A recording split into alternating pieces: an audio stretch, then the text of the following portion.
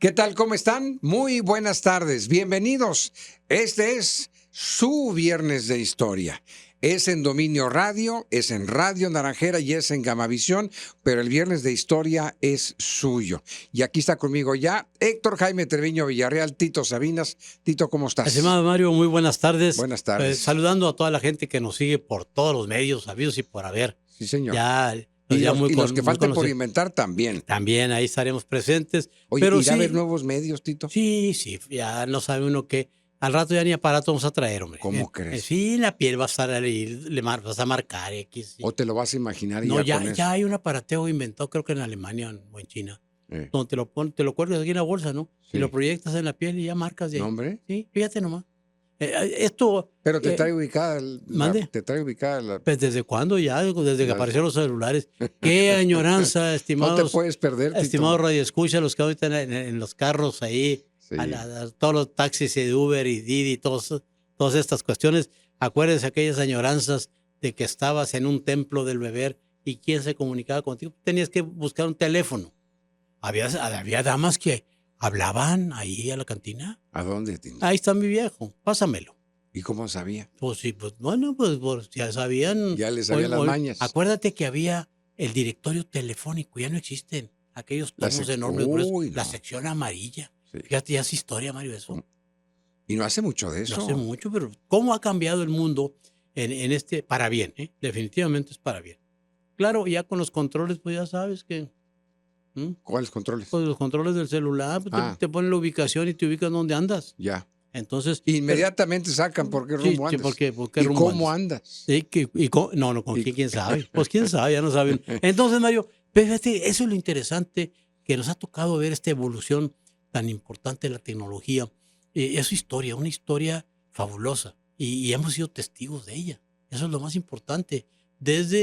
Yo siempre pongo el caso ese, para nosotros la radio era lo máximo. Sí. La prensa escrita, la que había, la que llegaba al pueblo, que era en el caso nuestro, llegaba ya El Porvenir y El Norte. No existía el diario, que ahora es Milenio.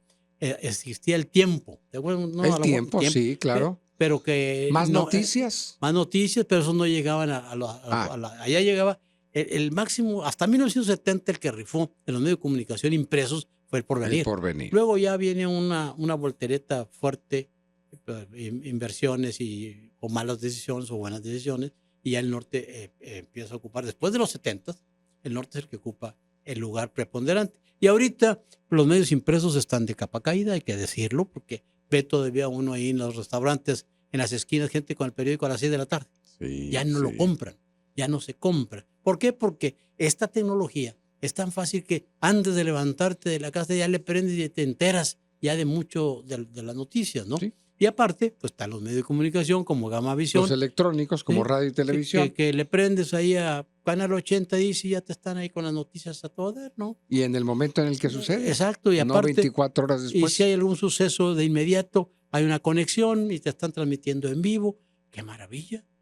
Que pasa algún acontecimiento histórico, puede marcar histórico, en Moscú, en China, y en el momento te lo transmite. Sí. Y precisamente... Las Torres Gemelas, ¿te acuerdas? Sí. ¿No? Estaba yo en vivo en televisión. Y estábamos casi simultáneo en el momento. Que estaba lloviendo muy fuerte ese día aquí en Monterrey. Sí.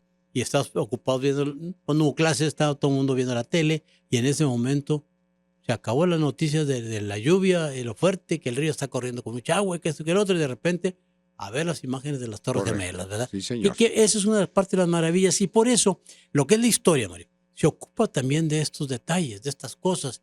Y ahora hay una vertiente muy bonita de la historia, increíble, la historia del presente o la historia presente. ¿Qué significa esto?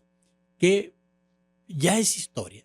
Bueno, lo que dijimos ayer ya es historia. Correcto. Punto. Eso desde este punto de vista, para que veas la inmediatez. Ya.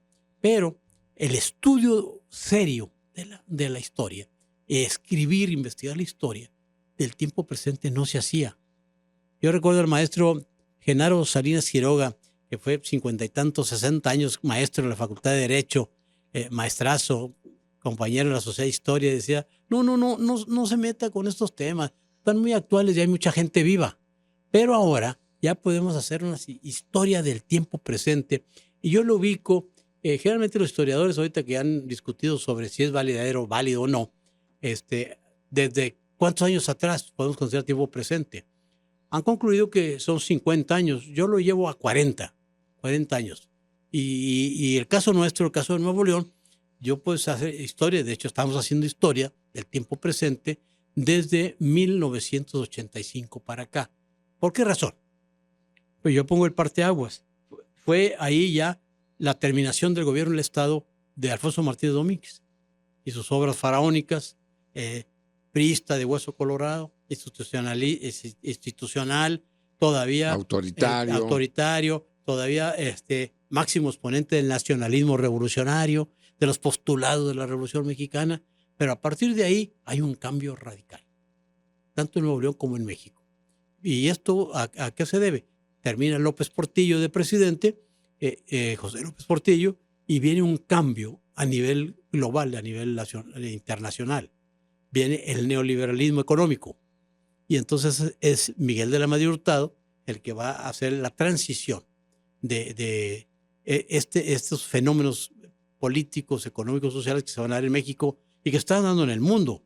Es una transición a la globalización y que van a tener su máxima expresión en el siguiente sexenio. ¿Con quién? Con Carlos Salinas de Gortari. Entonces, en este momento pasa, tú imagínate, a ti te tocó vivir, yo te puedo hablar de este periodo, estos 40 años, del 85 para acá, que son 39 años, perdón. Yo te puedo hacer una entrevista en este momento y te empiezo a decir, ¿qué opinas o qué te recuerdas tú de la sucesión de Martínez Domínguez? Jorge Treviño, se te va a venir a la cabeza luego. Pero, ¿qué pasó en ese momento? ¿Qué estaba pasando ya en un PRI que ya venía al deterioro y en un PAN que iba al ascenso? ¿Sí recordarás? Sí, claro. Sí. Aquellas elecciones donde participó Jorge Treviño Martínez y ¿quién era el contrario? A ver si te acuerdas. El PAN. Fernando Canales. Fernando Canales, claro. Entonces, ahí, estas fueron unas elecciones muy movidas porque el PAN ya había ido en ascenso poco a poco, había ganado espacios. Y también dentro del PAN, local, hay que hacerlo, claro, hubo movimientos telúricos. Estaban los panistas doctrinarios, aquellos que todavía preconizaban los postulados, y ojalá los vuelvan a ellos, de Manuel Gómez Morín, el fundador del PAN. Panistas de hueso colorado. Pero hay que leer sus postulados, hay que leer sus principios. Pero ya no hay panistas, Tito. No, bueno, vamos, esa transición se dio en los últimos 40 años, María. O es un panismo muy diferente, sí. Y luego viene, ¿quién estaba en la cúpula del PAN en ese momento? Pablo Emilio Madero. Luego viene un movimiento de los neopanistas, con Fernando Canales Clarión, con el Coco Cuandrón, con Raúl Monter, y que van a sacar a Pablo Emilio Madero del interior del PAN. Es una historia del PAN. Lo sacan. Y finalmente, estos son los panistas doctrinarios, los neopanistas, y luego los PAN, ¿qué serán estos últimos? ¿Pan devoradores o cómo le llamamos? ¿Cómo pan devoradores? Pues se devoran todo. Pero ya no son los mismos de Canales, ni del Coco, ni de Pablo Emilio. Estos actuales son otro tipo. Pan aspiradores. Qué bárbaro. Entonces, fíjate, la tradición, y eso ha llevado a una descomposición de los partidos políticos. Sí. Lógicamente, en este sentido. O sea, el PRI ya no es el PRI y el PAN ya no es el PAN. Y van en franco deterioro, hay que decirlo. No lo digo yo, los analistas políticos, no, pues los sociólogos, no hay que analizarlo. Sí. Desde que está Alito Alejandro Moreno, ha perdido todas las elecciones, salvo Coahuila. Sí. Todo lo ha perdido el partido. Y en Coahuila, porque hay que estudiar el caso de Coahuila, que es muy, muy sintomático, muy interesante, de mucho amor a la camiseta, pero a lo regional. Y ahí ya se han mantenido, a pesar de todos los pesares, ¿no? Entonces, estos análisis, pero desde es lo político y en lo económico, el cambio total. Decían, hay que adelgazar el Estado, porque eso es la doctrina económica que está diciendo ¿quién?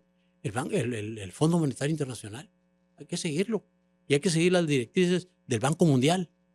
Y Miguel de la Madrid empezó con esto y el que lo puso en efecto fue Carlos Salinas de Gortari, ¿verdad? A olvidarnos ya del nacionalismo revolucionario. Ya estuvo bueno, ya esta historia que nos contaron, esta historia que hicieron ellos de la idea de la Revolución Mexicana ya no existe, hay que hacer nosotros otra historia, y llega en una...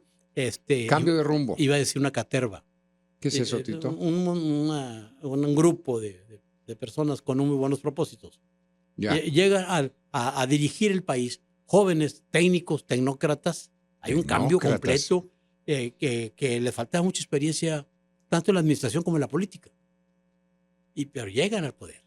Llegan al poder. El asunto es que hay un choque con los viejos políticos. Muy académicos. Muy académicos. Mira, cuando estaba don Rodrigo Gómez en el Banco de México, Rodrigo Gómez de Linares, por eso se llama la presa Rodrigo Gómez. Ah, mira. Él no anduvo en Harvard ni esas cosas por el estilo, salió de una academia comercial, hombre. Pero fue un gran funcionario. Pero muy bueno, ¿no? Excelente. Cuando llegaban estos muchachos de Harvard, de Yale y de Chicago y todo esto, a ver, tráelos, dale chamba aquí en Hacienda, pero déjalos que se enfríen. ¿Qué es eso, Tito? Con las teorías que traían económicas de los norteamericanos. Sí, México es otra perspectiva. Apacíguate, enfríate 2, 3 años, ahora sí ya vas ascendiendo. Primero empápate de la realidad de la economía mexicana. Y estos llegaron, ya se fueron los viejones como Antonio Ortiz Mena y todos aquellos funcionarios de Hacienda, y llegan ellos a querer innovar de acorde a las políticas de los Estados Unidos, del Banco Mundial y del Fondo Monetario Internacional. Y entonces, claro, esto con toda una perspectiva histórica mundial. Había caído el socialismo, ya cayó el muro de Berlín. El socialismo como un sistema de gobierno económico, político, social, fracasó definitivamente. Hay que recordar el gran golpe que le dieron a Cuba. No tanto es el bloqueo de los Estados Unidos. El gran golpe lo llevó cuando Rusia, la URSS, retira su apoyo. Ya no hay dinero, ya no hay apoyo de nada. Entonces, aquello es una crisis tremenda. Entonces, cambia el mundo por completo. Y viene esta globalización que va a afectar mucho la cuestión histórica de un país y de un pueblo. Y esto dices, bueno, ¿qué tiene que ver con Nuevo León? Pues mucho, porque aquí ya viene otra generación de políticos. Ya no es el viejo político colmilludo, aquellos como Eduardo Olivas Villarreal, hasta el mismo Eduardo Elizondo, que era proclive a los empresarios, eso lo sabemos, pero que tenían un sentido social y una filosofía del pueblo y sabían cómo tratar al pueblo y cómo llegarle a las masas. Rangel Frías, en su momento académico, el mismo Pedro Zorrilla, Livas, como te dije, Luis M. Farías, don Alfonso. Era otro tipo de político muy diferente. Eran bien los viejos mañosos. Pues sí, pero los que siguieron ya no sabes hasta dónde llegar, Mario.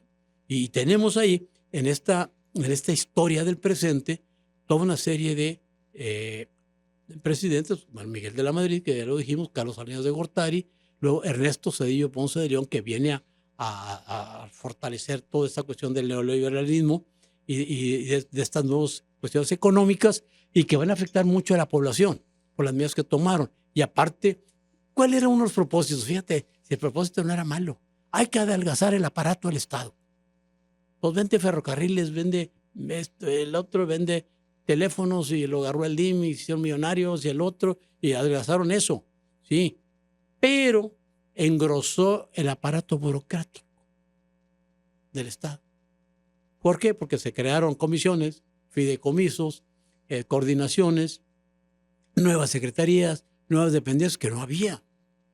Tú ves el grosor ahorita de la nómina del Estado de Nuevo León a lo que era hace 40 años. Sí, a lo mejor el gobierno central como tal adelgazó un poquito, pero le agregaron todas estas esferas. No adelgazó, Mario. ¿Por qué? Adelgazó. No, me refiero a que le agregaron todas estas esferas nuevas. Sí, porque le quitaron las empresas productivas que se las dieron a la iniciativa privada. Por ejemplo, caminos, ¿cómo se llama? La red estatal de autopistas. Sí.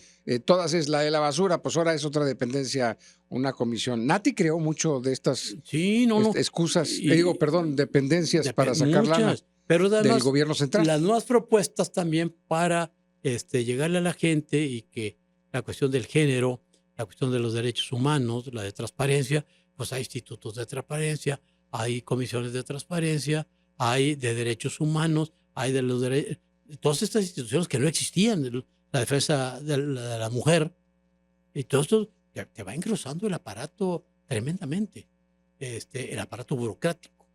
Lógicamente, habría que ver qué funciona y qué no funciona. Yo no digo que no deben de existir, qué bueno. El asunto es que sean funcionales. Se crean la comisión de mejora regulatoria, para que el usuario que va al gobierno sea bien atendido, hacerlo eficaz y eficiente. Ujú. Pues sí, pero hay que aplicarle dinero. Tienes que contratar más gente, tienes que tener un equipo de computación mejor y demás. Entonces, todo este proceso, Mario, se da en esos 40 años que tú y yo hemos vivido. ¿Mm? Y en esto hay una serie de implicaciones políticas y económicas muy interesantes. Recordemos, 1985 vienen las elecciones y hay una algarada, una euforia de la oposición. Ya basta de PRI, vamos, y el PAN va a la cabeza, y aquí en Nuevo León es épico. Hay que reconocerles que fue aquello una lucha democrática, cívica muy interesante.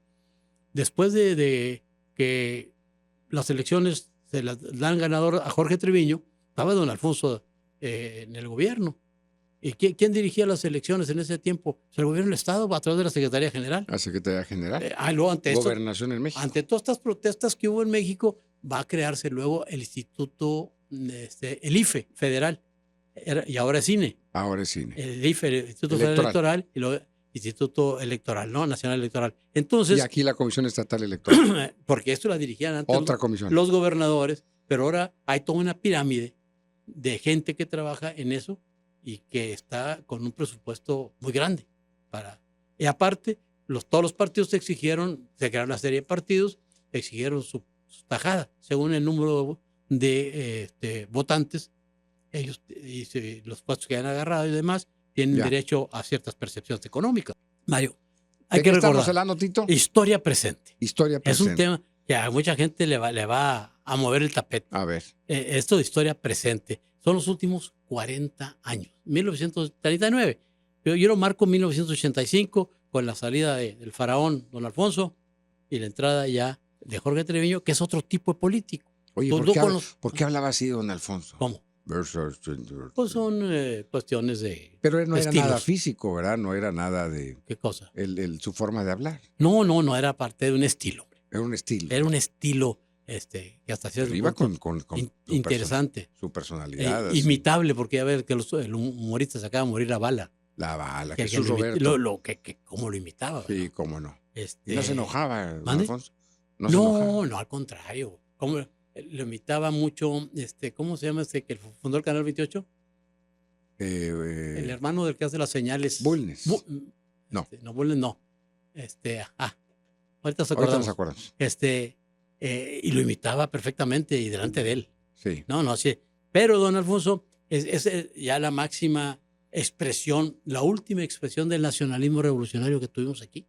Uh-huh. Todavía a las ceremonias cívicas de los festejos por ejemplo, la toma de Querétaro por Mariano Escobedo, el 15 de mayo, el 5 de mayo de 1862, la batalla de Puebla, la Revolución Mexicana. Don Alfonso estaba presente en estas celebraciones y las promovían como una cuestión cívica patriótica, Mario, que luego fue olvidándose y ahí mandan un ramo de flores de vez en cuando y a veces ni van los funcionarios, ¿no? Es otro tipo de política muy diferente, hay que entenderlo, cómo cambió todo.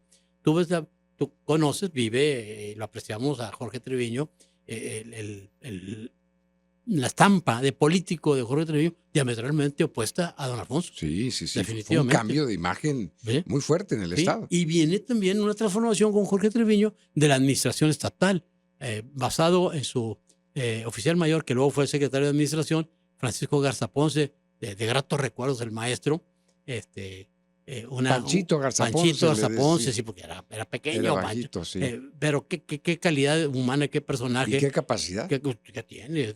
Además, uno de los grandes maestros en la Facultad de Comercio y en el Instituto de Contadores, de los pilares fundamentales de la contaduría en Nuevo León y en México. Entonces, van a hacer todo un cambio donde participa, no recuerdo el nombre, creo que es Alejandro, el hermano de Jorge Treviño. Alejandro Treviño. Sí, que participan en esta cuestión de darle un cambio a todos los procesos de organización en la burocracia y de administración. Se crea el Instituto Nacional de Administración Pública, el Instituto Nuevo Leonés. Ahí anda metido Nati González Parás también, que luego llegó a ser secretario general de gobierno. Entonces, todo este es un proceso muy diferente a todo lo que se veía antes, ¿no? Y, lógicamente, viene toda esta participación cívica de la oposición. También la izquierda empezó a hacer sus movimientos. Los restos del naufragio de los 60, 70, después de las manifestaciones y todas épicas universitarias y sindicales, bueno, se unieron al Partido Mexicano Socialista, el Partido del Frente Cardenista, todo eso, que luego al final todas estas corrientes se van a unificar cuando hay un gran descontento con la elección de Carlos Salinas de Gortari. Porque ahí Miguel de la Madrid se brinca a una generación de políticos, Mario. Sí. Que eran los cincuentones, les decía yo, en ese tiempo los cincuentones.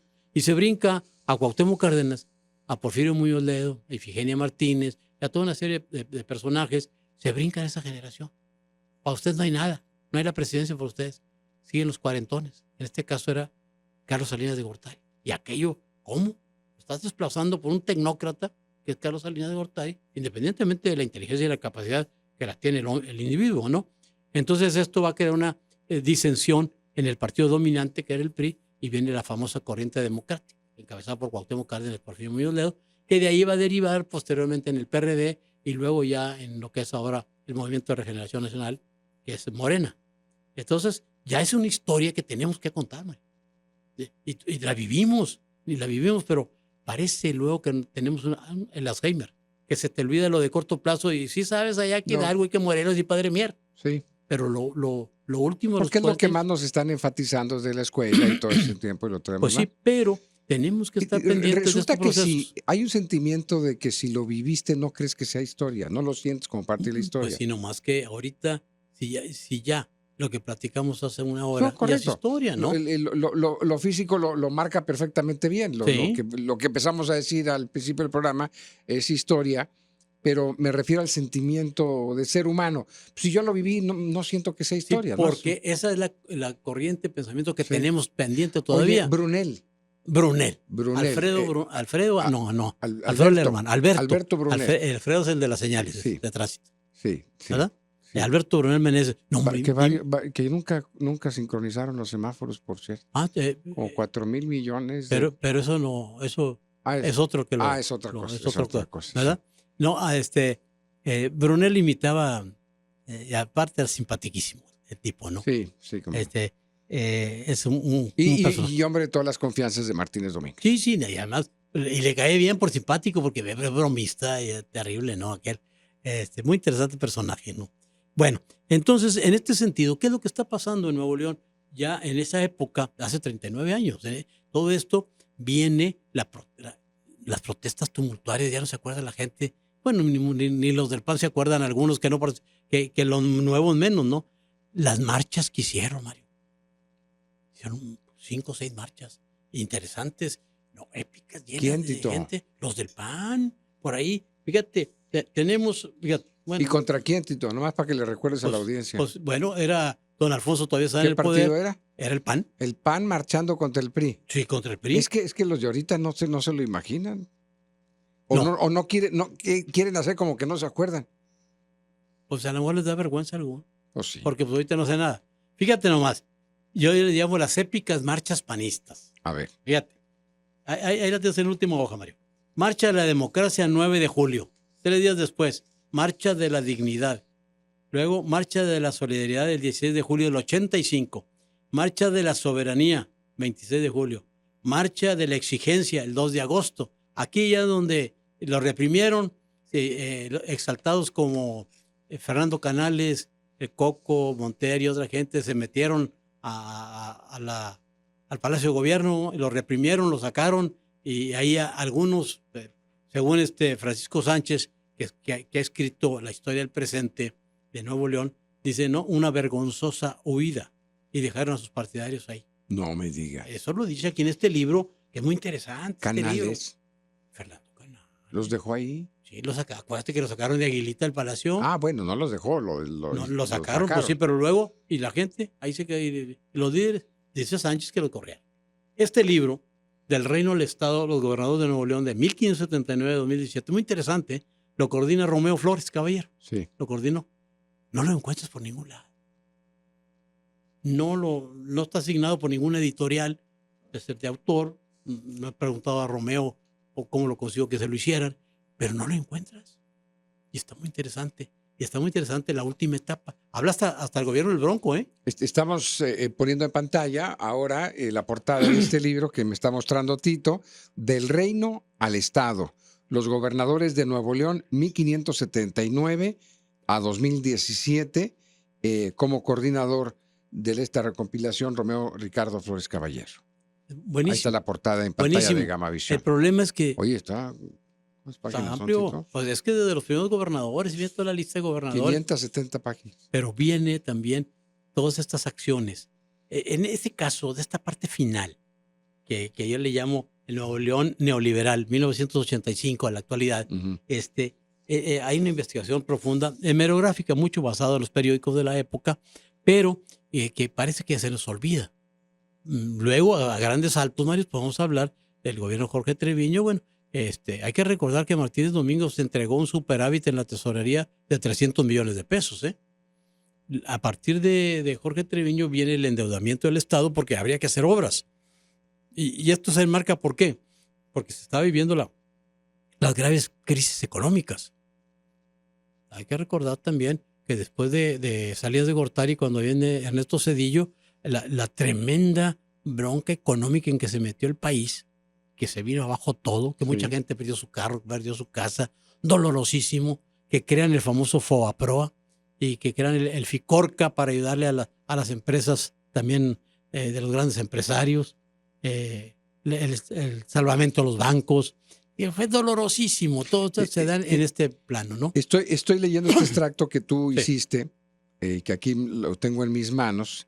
Tito Sabinas hizo este extracto de este libro, Del Reino al Estado, los gobernadores de Nuevo León, 1579 al 2017, y el doctor en Ciencias Políticas, Francisco Sánchez, colaborador en este libro, escribe que los presidentes en esta etapa, en este periodo, del neoliberalismo se está dirigiendo, dice, hasta antes de Andrés Manuel López Obrador, fueron presidentes conservadores inclinados hacia el consenso de Washington, la globalización y el neoliberalismo. Respondían, como era de suponerse, al adelgazamiento del Estado y olvidaron el federalismo. El país vivía en transición. La sociedad enfrentaba una crisis del sistema y sistémica. Los graves problemas financieros, la omnipresencia de Estados Unidos en las instituciones nacionales, la influencia del Fondo Monetario Internacional y del Banco Mundial en el diseño de la política financiera, el desdibujamiento de los nacionalismos y la impotencia del gobierno ante los poderes fácticos. Tómala. No, y luego viene cuando ya habla de los gobernadores nuestros, fíjate lo que dice, man, en la página 314. Con respecto a la mayor parte de los gobernadores de Nuevo León en este periodo, de Jorge Treviño acá, pasando por quién, por ¿quién le siguió a Jorge Treviño? ¿Quién fue, Nati? No. Oh. A ver. ¿Quién sigue después de Jorge Treviño? ¿Quién fue, Tito? Ándale, pregúntale. Sócrates Rizo. Ah, Sócrates. Sócrates Rizo. Sí, que no termina. Que no termina, claro. ¿Verdad? Y luego viene el Bencas.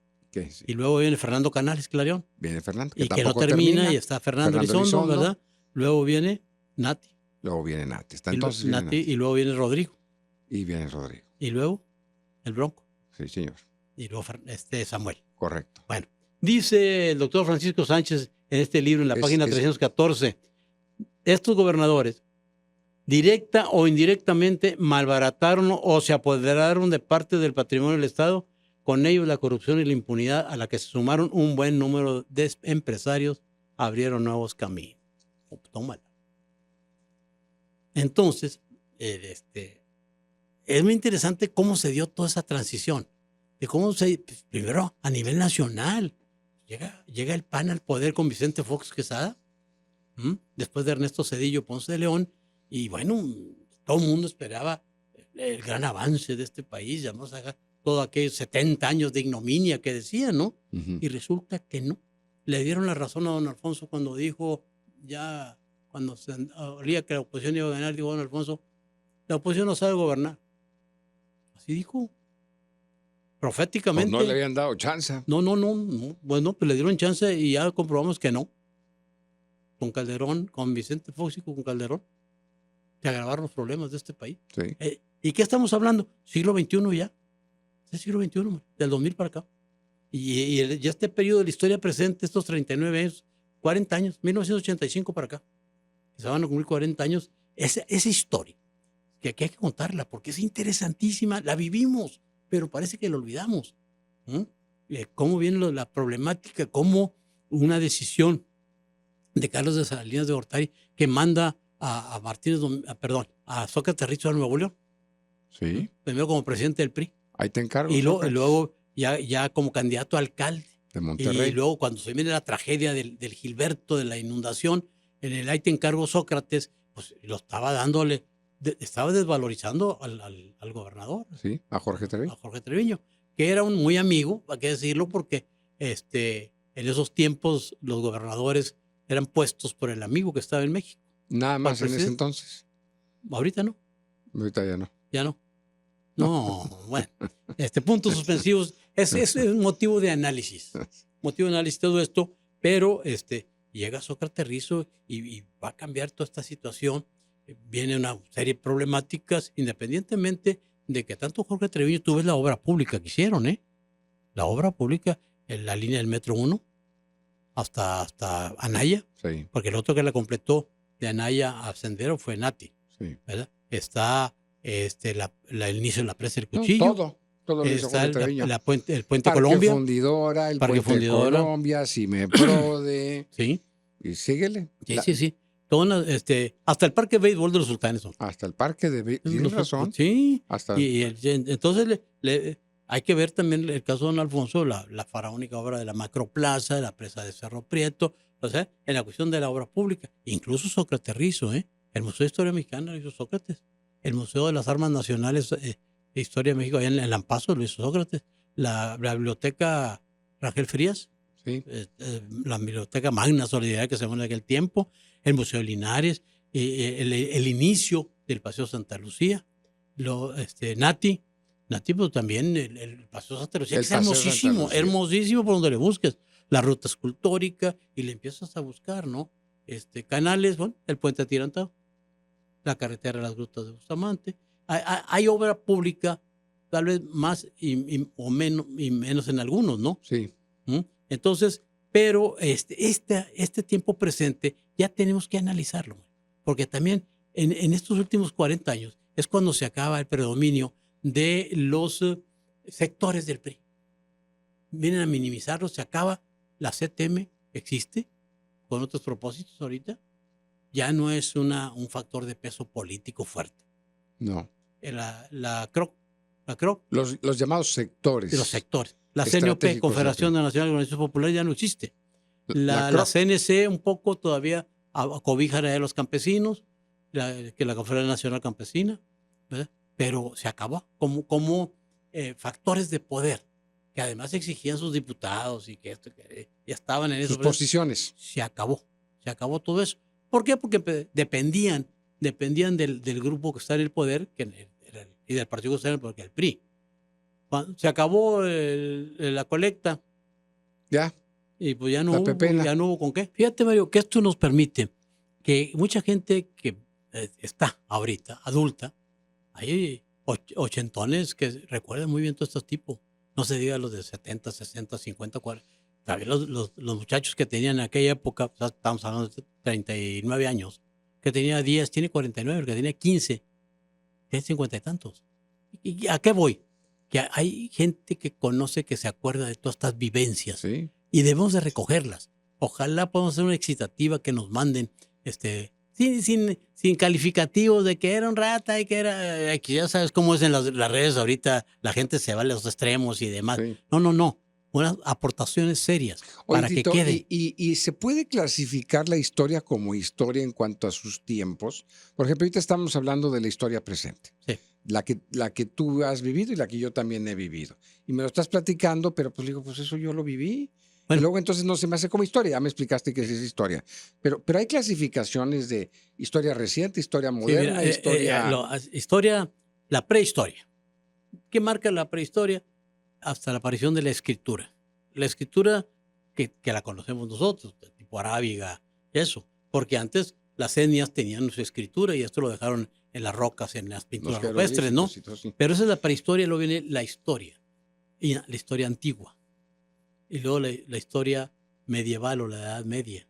Y luego la historia moderna. Cuando vienen las revoluciones en Francia, en Inglaterra, la revolución industrial, la revolución francesa. Luego la historia contemporánea. Y ya le marcamos un término a la historia contemporánea hasta los últimos 40 o 50 años. Los historiadores a nivel internacional dicen que la historia presente de 50 años para acá. ¿Qué es lo que estamos viendo ahora? Que yo lo aplico en Nuevo León desde el término del mandato de Martínez Domínguez. Porque hay un parteaguas muy interesante. Ya salen los viejos políticos priistas, nacionalistas revolucionarios, y entra otro tipo de políticos. O sea, coincide en calendario, pero coincide en hechos también. Coincide en hechos. Entonces, ese es el parteaguas que yo marco en la historia de Nuevo León. Esta historia de tiempo presente. Ahora, muy bien, antes se usaba nomás la historia política, la historia épica, la historia de las guerras y nada más. Y ahorita hay 40 vertientes de la historia. La historia del trabajo, la historia de la iglesia, la historia del movimiento obrero, muchas vertientes. La historia de la mujer que se está rescatando. Entonces, en este sentido, Mario, yo creo que esta historia del tiempo presente no hay que sacarle la vuelta. Tú recordarás qué causó conmoción en la época de Rizo. Sucesos que tú te acuerdas. Agua. Dime tres sucesos. El problema del agua. Problema del agua. Donde recién construir la presa del Cuchillo, Sócrates quería no dar, se oponía a darle agua a Tamaulipas. Y de repente abren dice la Conagua, abren las compuertas y se va todo el agua. Sí. ¿Y a quién le echaron la culpa? A Sócrates, cuando él se oponía. Y a él le echaron la culpa. Lo marca como una mancha en su... y él se oponía. Bueno, el Istelión. Las marchas del Istelión. Las marchas del Istelión. La última insurgencia obrera que ha habido en el estado de Nuevo León fuerte son las marchas de los maestros. ¿Cuándo fue, Tito? Pues fue en 1993, si mal no recuerdo. Marchas y todo, hasta que se logró que se hiciera la jubilación dinámica y tuvieron que plegar, doblar las manos, definitivamente. Eso le afectó mucho a Rizo, políticamente. No lo manejó mal al final. Al final, junto con el apoyo de Carlos Salinas de Gortari para arreglar el problema de los maestros. Le afectó mucho el asesinato de Pueblo del Real, por ejemplo. Sí. Políticamente estamos hablando, ¿no? Y lógicamente señalamientos de corrupción, pues buena parte de los gobernadores lo han tenido, ¿verdad? Y más cuando hay escándalos de corrupción. Sí, y sectores de la prensa escrita, ¿verdad?, que siempre han estado pendientes de ese tipo de situaciones, y son hechos que marcan. Luego viene la bronca de Carlos Salinas de Gortari, que viene y se refugia en una casa acá en San Bernabé en contra de Zedillo. Que luego vale la pena darle todo un capítulo a ese momento. Es la historia, Mario, es la historia presente. ¿Cómo le pudiéramos llamar para comprometernos a hacer ese programa? La decaída de Salinas de Gortari, la huida de Carlos Salinas de Gortari. Sí, ¿Cómo le llamarías? ¿Cómo se llama? No sé si llamarle decadencia. La disrupción o la disensión entre Carlos Salinas de Gortari y Zedillo. Y Zedillo, ¿verdad? ¿qué pasó? El rompimiento institucional. Mire, Mario, yo tengo una oportunidad que analizamos nosotros la historia de todo este tipo de cosas, que el grupo de Salinas de Gortari, con esta gente tecnócratas que llegó, muy capaces todos. Manuel Camacho Solís era presidenciable, por donde le busques. Sí. Y el otro Serra Puche y el otro, todos, era un grupo compacto, muy bueno, que no terminó tan compacto al final. Si se hubieran puesto de acuerdo, si políticamente hubieran pensado más arriba, hasta Bartlett también, acuérdate. Sí. Ellos hubieran detentado el poder por 40, 50 años, pero no supieron conservar los hilos. Lógicamente, al final, la corrupción y los grandes problemas que se vinieron, pues luego el asesinato de Colosio, que era un candidato que iba a ganar, porque además es carismático. Ahora, una cosa es el carismático candidato y otra cosa es cómo hubiera actuado. Pero Sí. ahorita la imagen que tenemos de Colosio es otra. ¿Por qué? Porque murió, qué feo decir, porque alguien tiene la frase, los héroes deben morir a tiempo. Los héroes. Deben morir a tiempo, Ajá. ¿verdad? Como yo siempre he dicho, los generales de la revolución, Porque si no, a lo mejor no son héroes. pues los generales de la revolución traían una mano atrás y otra adelante, no traían 5, y de repente son millonarios, multimillonarios todos, menos 2, ¿Cuáles? Madero y Carranza. Ya. ¿Por qué? Porque los mataron. Porque los mataron. Fíjate, Mario, sí. Sí, Y ponte a revisar, a ver, y yo he visto la historia de los generales, que no se dicen las historias ni se escribe. Nosotros sí lo escribimos. ¿Qué tenía Pablo González, general lampacense, cuando trabajó en las minas? Era administrador y luego trabajó en el Riel, allá en el Traque, en Estados Unidos. ¿Sí? Y luego, de repente, millones. Y eso que no lo dejaron llegar más arriba. ¿Sí, no? No. Pero tuvo un banco en Estados Unidos y tenía dinero. ¿De dónde? Lázaro Cárdenas, Abelardo L. Rodríguez, Miguel Alemán. ¿De dónde? Juan Andrés Ormazán, la prueba aquí lo hemos dicho. Que el objetivo no era servir a los demás y servir a los demás. o servirse Sí. de los demás. Entonces, todo ese tipo de cosas, bueno, estaba muy intrínseco, decía López Mateos. Ya recuerdo de adolescente que me gustaba oír las frases, que era un orador y una personalidad bruta. Un mexicano tiene metida la mano en la bolsa de otro mexicano. Así definía la corrupción. En México, un mexicano siempre tiene metida la mano en la bolsa de otro mexicano. De otro mexicano. Así definía la corrupción. Y entonces, este proceso que estamos hablando son muy interesantes. Todos estos hechos históricos, la salida de Rizzo, ¿a qué se debió? Fundamentalmente. No es que si vino Salinas y que el Listelión y que lo de Polo Real, no, señor. Ernesto Zedillo Ponce de León le retiró el dinero. No hay dinero. Venía Zedillo a Monterrey y no veía a Sócrates, se iba a dormir a la casa de Benjamín. Platica con Benjamín y él te dice. Cuando era un protocolo de siempre. Viene el presidente, el gobernador, lo reciben del aeropuerto. Dormía Zedillo en la casa del Benjas. ¿Y el Benjas iba por él? Sí, claro. Y de ahí era la fortaleza del Benjas comparado con ya la decadencia de Rizzo políticamente, pero fundamentalmente Rizzo comprendió, pues, los 7 años que faltan, 2 o 3 años, no me van a 5, ¿qué estoy haciendo aquí? Me van a hacer pedazos. Y se fue. Porque todo el mundo dice que sí lo del Pueblo Real, que sí lo del Listelión y que agarraron a Juan García Abrego también y que todo este tipo de cosas, ¿no? Lo del agua. Lo del agua y todas esas cuestiones, ¿no? Que la corrupción, que el rector y que este tipo de cosas. No. La causa importante fue que no hubo recursos. Ya, le cortaron la llave. Es como ahorita, si al gobernador actual le cortan la llave a los recursos federales, ¿qué? Pero sí tenía mucha presión Rizzo. ¿Fue presión del sistema de los empresarios o nada más de Benjamín Clarion? No, debe tener, ahí hay de todo, pero si analizas Rizzo, les dio la mano a los empresarios. Mira, ese poder fáctico que son los empresarios, yo siempre te lo he dicho aquí, son tan inteligentes, son tan visionarios en Monterrey, y son la cabeza del empresariado mexicano, que siempre ganan. El balance final con López Obrador es que el empresario regiomontano va a ganar, y ya está ganando. Ya no decimos no perder, no, van a ganar. Ganan, siempre han ganado, porque hay visión, hay fortaleza. Un poco desde que don Eugenio se fue de este mundo, por la cuestión de la guerrilla y demás, quedaron descabezados, pero siempre han tenido una visión muy importante. Hay muchos empresarios que están ganando mucho dinero, ahorita con López Obrador. Tampoco lo van a andar diciendo. Claro. ¿Verdad? Oye, Tito, he estado reflexionando ahorita desde que empezaste el programa. Cuando mencionas estos gobernadores, Jorge Treviño, Sócrates, el Benjas, Clarion, Fernando Elizondo, Nati Rodrigo, el Bronco Samuel. Y en esa misma época, los presidentes, que por aquí los tienes. Sí, está primero adelante. Miguel de la Madrid, Carlos Salinas, Ernesto Zedillo, Fox, Felipe Calderón, Enrique Peña Nieto y AMLO. Para que me quede muy claro la época y el cambio radical en la época, ¿qué tal si debiéramos observar sus eslogans del gobierno? Ah, interesante. Porque el eslogan representa la intención y el rumbo del gobierno Ah, sí. y el momento. Claro. Tú recordarás, estabas muy joven, con Luis Echeverría Álvarez, ¿cuál era el lema? Arriba y adelante. Arriba y adelante. Con López Portillo. Muy interesante. No me acuerdo. Pero más interesante la frase que le sacaron los humoristas. A ver. La solución somos todos. La solución somos ¿Y los humoristas todos, qué le sacaron? La corrupción somos todos. Es cierto. ¿Sí te acuerdas? Sí, cómo no. Entonces, fíjate que está interesante y además incluso eso se copia.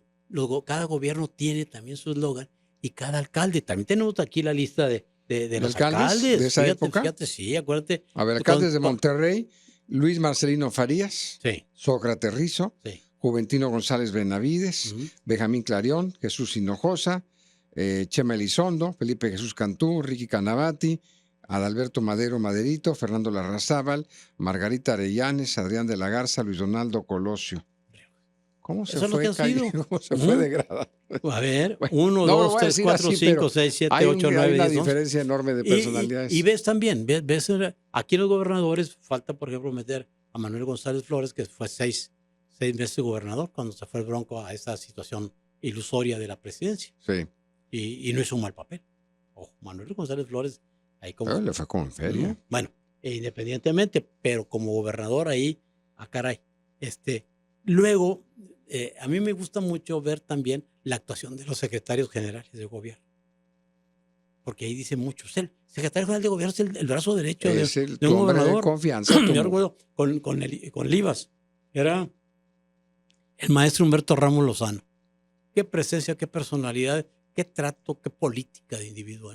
Con todo el anticomunismo en contra, y él procedía, era tendiente a la izquierda, fue un gran maestro de la masonería. Entonces le pegaban muy duro los anticomunistas. Sí. ¿Verdad? Y sin embargo, qué prestancia y qué presencia tenía para resolver los problemas, ¿no? Y vas revisando los secretarios generales y a veces los dejamos fuera en las historias. Todo nomás es la cabeza. Y otro